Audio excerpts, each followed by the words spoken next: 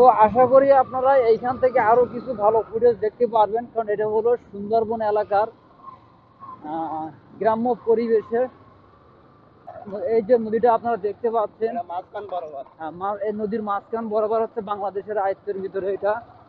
আর ওই যে ব্যারেল দেখা যাচ্ছে, কিছু মাছ ধরার যে ব্যারেল, ওর ওধারে গেলেই কিন্তু ভারতের যে বিএসএফ যারা আছে এরাই কিন্তু অনেক ঝামেলা করবে।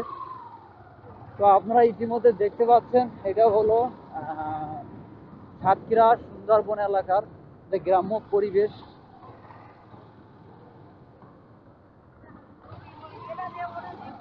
আজকে তো রাস্তা তো অসংখ্য খারাপ তো আব্দুল্লাহ ভাই, তো রাস্তার কি অবস্থা? এ তো শুধু ইয়ে দেখতেছি। তো গাইস আপনারা দেখতে পাচ্ছেন এত কষ্ট করে যেতে হচ্ছে, কারণ রাস্তার অবস্থা চলা যায় নাকি, ওয়াবদা নেই। কারণ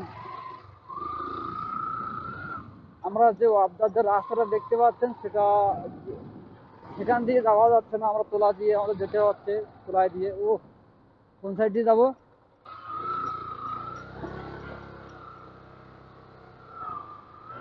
রাস্তা এত পরিমাণ খারাপ গাইস যে আপনাদের বলে বোঝাতে পারবো না। যাই হোক আমরা এই ওপর দিয়ে যাই নাকি, ওপর দিয়ে যাওয়ার চেষ্টা করি, যাই হবে। না,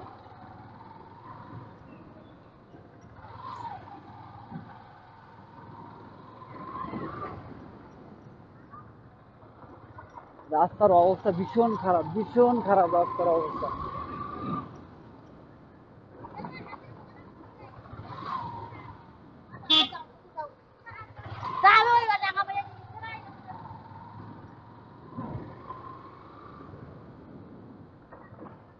এখান দিয়ে যাওয়ার কোনো পরিস্থিতি নাই।